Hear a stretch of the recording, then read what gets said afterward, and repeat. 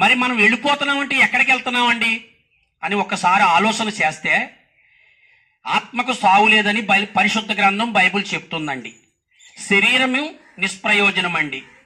దేవుడు శరీరాన్ని మట్టి తీసి మలిసి బొమ్మలుగా చేసి బోరూది ప్రాణం పోశారని పరిశుద్ధ గ్రంథం బైబిల్ చెప్తుందండి. మరి శరీరం విడిచిన తర్వాత మరి ఆత్మ ఎక్కడికి వెళ్తుందండి? ఆత్మ తన తండ్రి మనకి దయచేసిన దేవుడి దగ్గరికి వెళుతుందండి.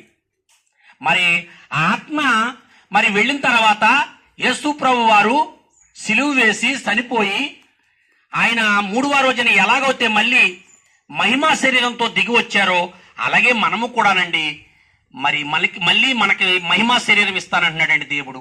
అందుకే నేనే సత్యమును, నేనే జీవమును, నేనే మార్గమును, నాతో తప్ప తండ్రి యొద్దకు రాడని యేసుక్రీస్తు వారు స్పష్టం చేసి ఉన్నారు. మరి అక్కడికి మనం వెళ్ళాలంటే ఏం చేయాలండి? ఇక్కడ మనం ఎలా పడితే అలా బ్రతికేసండి, మరి ఎది పడితే తినేసి ఎది పడితే తాగేసి ఎలా పడితే జీవిస్తే మనకు ఆ స్వర్గం వస్తుందంటారా? లేదండి. ఆ నిజదేవుని తెలుసుకోవాలండి.